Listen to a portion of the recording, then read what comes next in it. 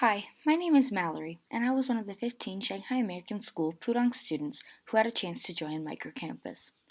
Microcampus is a program where up to 16 students from Shanghai American School go to Xizhou, a small village in southwest China for 28 days and study a topic of high personal interest. This is called our inquiry project. When I started out in the beginning, I had no idea what topic I wanted to study.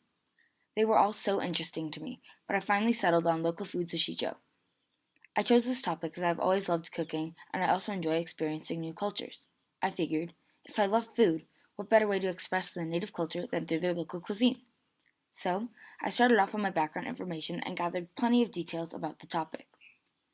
Mr. T and Miss Mai gave me plenty of local contacts to talk to once we were in Xizhou. When talking to the local contacts, I posed my thesis, which is, to understand food in Xizhou, one must understand the business or economics of food, the ingredients in native dish, and the people. When studying food in Xizhou, the first aspect that you need to know is your business. To create a successful business in Xizhou, you first need to manage your location. When you walk around Xizhou, you'll see places that are very crowded and popular. Then, just around the corner, you'll see more vacant areas and places where there are not a lot of people. I talked to two business owners during the exploration of my topic. One was Miss Zhao. Her shop is located in the central area of Xizhou called Xizhou. Her restaurant is always busy, and sometimes she has to use seats from other nearby restaurants to sit all of her customers. Then I talked to Mr. Cho. Mr. Cho enjoys the peace and quiet of Xizhou, and his restaurant is located far from Xizhou. And every time I enter his cafe, it is always empty. Mr. Cho told me that he wished he'd settle for a building more in the heart of Xizhou, because next year his restaurant will no longer be in business. Both Mr. Cho and Miss Zhao said that location is vital to managing a business in Xizhou. And although the more popular areas cost more money, you make much more than in the outside areas. When starting a restaurant, it is important that the ingredients and food you serve is local, fresh, organic, and made from your heart. Without this in your food, there will be nothing special or nothing significant to leave your customers wanting to come back. Miss Zhao's mother, Chung Nai Nai, told me that all the ingredients that are used in their cooking is made by hand and in shop every day. She also told me that she goes to the morning market, located 10 minutes away from her restaurant.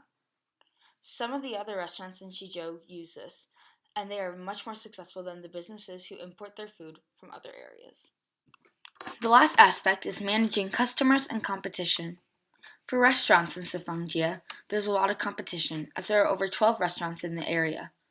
Miss Zhao told me that it is important to be warm and inviting to customers, so when they are interested in eating at your restaurant, you are ready and prepared to serve them.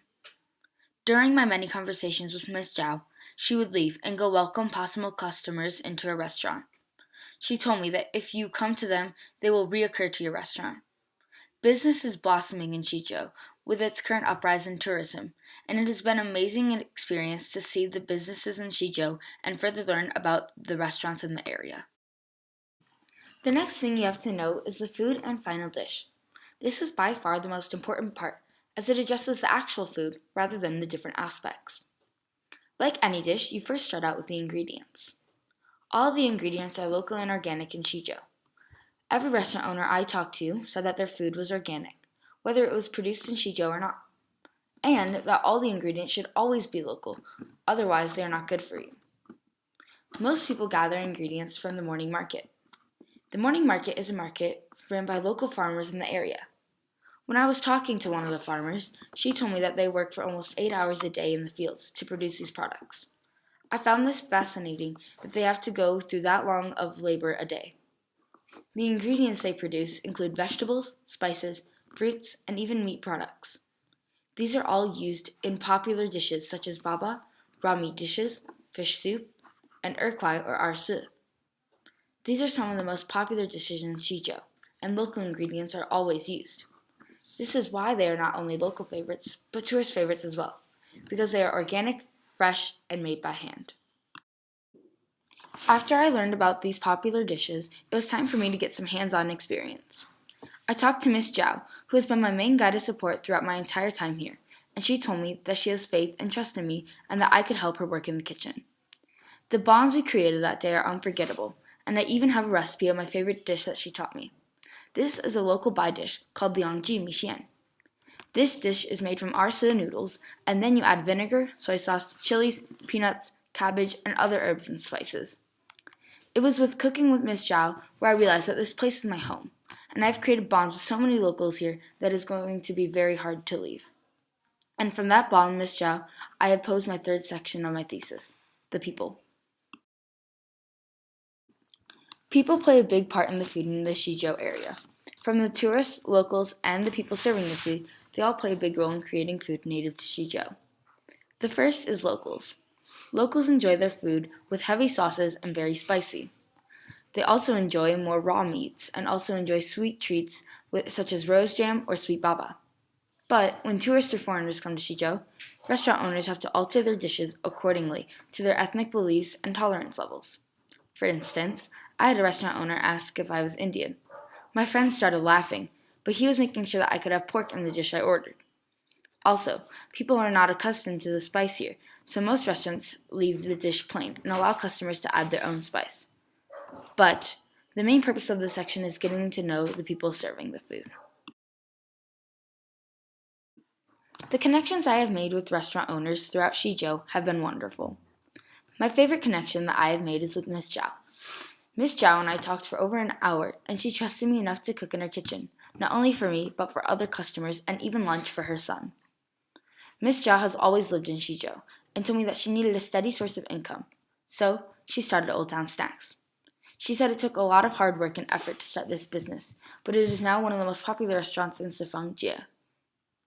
The mass amount of information that I have gathered can and will not compare to the bonds I have created and the relationships that I have formed.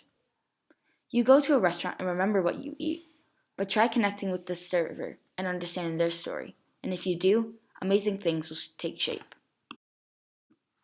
Local Foods of Xizhou requires information gathered from the business and economics, ingredients and final dish, and the people. Throughout this video, I have elaborated on this and have hopefully taught you something about food native to the Xizhou region. After all, food is love made visible. Microcampus has taught me that it's not about the information you gain, but about the stories and connections you make along the way. The connections I have made with locals and my fellow peers on this trip is greater than any piece of information or amount of facts. Although we leave Xizhou and our inquiry projects behind, this village will always have a place in my heart, and no matter how much time passes, it will never be forgotten. I would first like to thank Mr. T and Ms. Mai for creating this once-in-a-lifetime opportunity and for putting up with the Phenomena Group.